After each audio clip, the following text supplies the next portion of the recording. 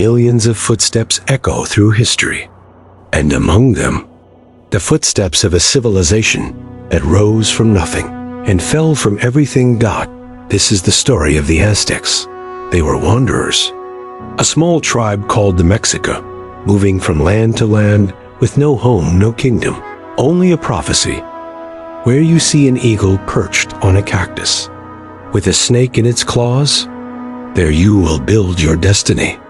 Years passed, battles were fought, people were lost, and then one misty morning on a tiny island in Lake Texcoco, they saw an eagle, a cactus, a serpent. The prophecy had spoken, and on that small patch of mud and water, the Aztecs began building the city that would astonish the world. Tenochtitlan rose like a dream, a shining city standing on the lake itself. The Aztecs built floating farms called chinampas, growing food all year long.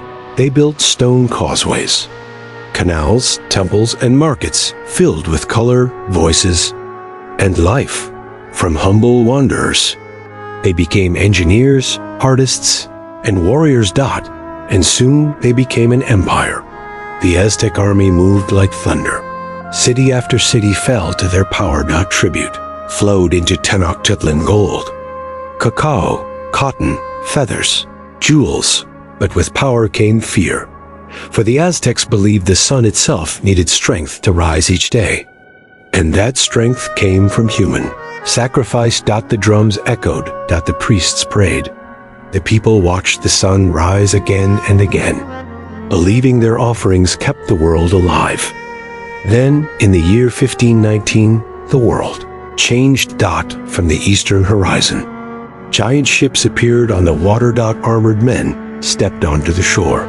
Their skin was pale. Their weapons flashed like lightning. Their beasts' horses seemed almost unreal. These were the Spanish. Led by Hernancourt Eacudes. The Aztecs had never seen anything like them. Moctezuma, the emperor, welcomed them with gifts and caution. But his kindness would become his greatest mistake. The Spanish were outnumbered, but they had a secret weapon, the enemies of the Aztecs. For years, nearby tribes had suffered under Aztec tribute and warfare. Courts promised them freedom and they joined him. Then came another enemy, an enemy no warrior could fight: smallpox. The disease swept through Tenochtitlan like wildfire. Leaders died, priests died, warriors died. The empire stood weakened, and the final blow was near. 1521. For months, the Spanish and their native ally surrendered Tenochtitlan. They cut off food, they cut off water, they destroyed the causeways and burned the homes. But the Aztecs did not surrender easily. They fought on rooftops, in canals, in temples. Every street became a battlefield. Yet, day by day, the shining city on the lake fell to its knees.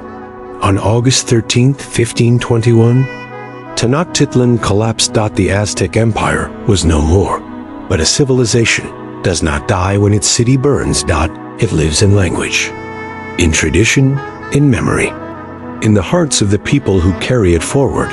The Aztecs rose from nothing. They built a kingdom of wonders. They faced darkness and light, glory and tragedy.